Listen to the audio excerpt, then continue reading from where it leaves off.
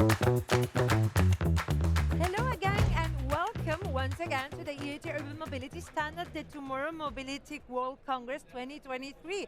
I'm very happy because this year we had the Spanish presidency of the Council of the European Union here taking place at the same moment that we are having our flagship event of EIT Urban Mobility. And I'm very happy to be accompanied by my colleague Jordi Casas, City Development and Public Funding Officer at the Innovation Hub South for the EIT Urban Mobility. Jordi, hello. Hello, thank you. I'm also very happy to welcome Dolores Ortiz, General Director of Planning and Mobility Infrastructures at the City of Madrid. Good morning, hello, thank you. And next to me, Ángel Lopez, Head of Engineering at the City of Barcelona. Ángel, hello. Hello, nice to meet you. And connecting live, we have Juan Escudero, Head of Sector of Mobility of the Environmental Studies Center of the City Hall of Victoria-Gasteiz. Javier, hello. So let's start with the first question for the three of you, Dolores, Ángel, and Javier. First question could be, how would you describe the urban mobility landscape in Spain? I think that the urban mobility in Spain is based on the public transport. I think that in the Spanish cities we have a very good public transport, and we are also developing the intermodality in general. No? So I think that shared mobility, public transport, and intermodality are the three axes more important. Okay, Ángel? Well, I think that it's clear that in cities we are fighting for a better public transport, but it's important to remark that in the past years, from the government, national government, we are developing laws as the transition for energy, climate transition, but also we are in the plan for a mobility law that can allow cities to have more actions in this line.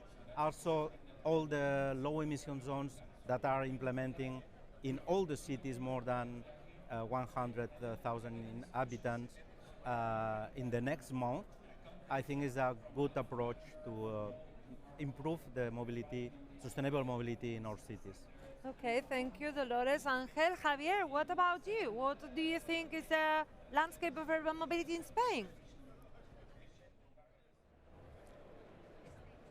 Well, I think it's not so different than the situation in many other countries. So probably the challenges are similar. But what is true is that nowadays we are in a clear opportunity that is the introduction of low emission zones could be an opportunity to improve the mobility system in our cities. Thank you, Javier. And next question. What are the main challenges you're facing in your cities when you're developing these urban mobility measures? The main challenge, I think, is to reduce the number of cars in the city center. Now we are working to improve more and more the public transport, improve more the public space, and to push people to use more sustainable mobility, cycling, walking, public transport. And with this, we are going to have better air quality and less congestion. Okay, yeah, it's clear that the objectives are the same in all the cities in Europe. The capitals we are very involved with a great commitment in these questions. And maybe the difficult, maybe we can talk about that, is how to involve, how to engage citizens in these decisions from the government, and how to control, how to improve, how to engage, and in fact, citizens to change from pollutant modes to less pollutant or more environmental friendly modes of transport, like active mobility, public transport. Okay, thanks a lot, Dolores. Ángel, Javier, tell us, what are the challenges you're experiencing in Victoria-Gasteiz?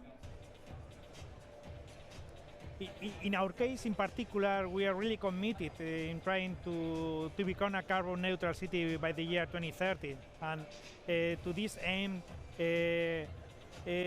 improving our mobility system, trying to decarbonize it, is really important. And that is because we are trying to improve as much as possible active mobility with the use of bike in the city, and exploring how to improve also the options for the different alternatives to the private car. For example, the car sharing, the carpooling, formulas peer-to-peer. This is a key issue for our city. Okay, thanks a lot, Javier. And let's go for the next question for Jordi. Jordi, we are seeing the challenges cities are facing, and part of our work at the EIT Urban Mobility is supporting them, helping them in overcoming these challenges more easily. So can you tell us more about our work in that? Yeah, this is our mission, supporting our city partners in addressing, overcoming these challenges. And we try to support them in every step they take to try to address these challenges, mainly supporting them in reaching out to the right partners, the right solution providers that can work together with them in co-developing the right solution for their challenges. And this is pretty much what we do in our network.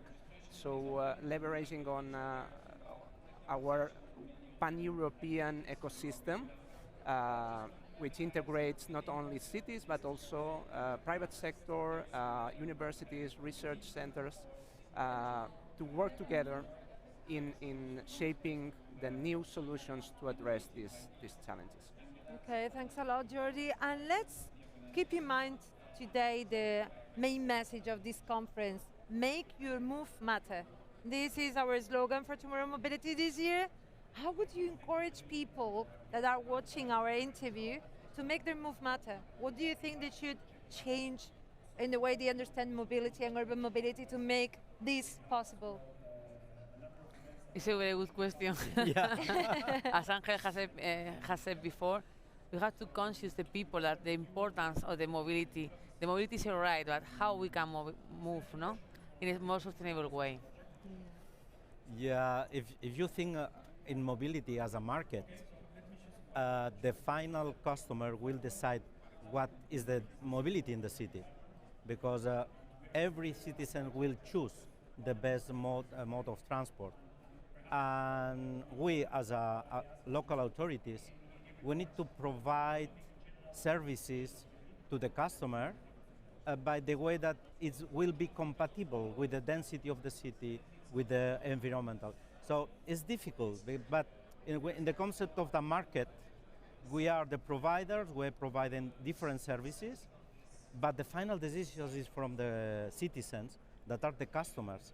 Is for that we need to work with some utilities or some tools, technological tools, to show to the citizens, to drive citizens to the best option for the city, not just for everyone. Yeah, indeed, we all play a key role on that. And let's see what Javier tells us. So, Javier, how would you encourage people to make their move matter? Well, I would like to encourage the people to think that there is life far away to the private car. There are many alternatives, and to try to check if there is an alternative for your next trip to be done without thinking on the private car. Thanks a lot, Javier. So, well, Jordi, Dolores, Angel, and Javier, thanks a lot for joining us today at Tomorrow Mobility today. Thank you. Thank you very Nice much. to you. Bye. Thank you very Thank much. you. And you who are watching from there, remember, we all can make our move matter. So remember that. See you later.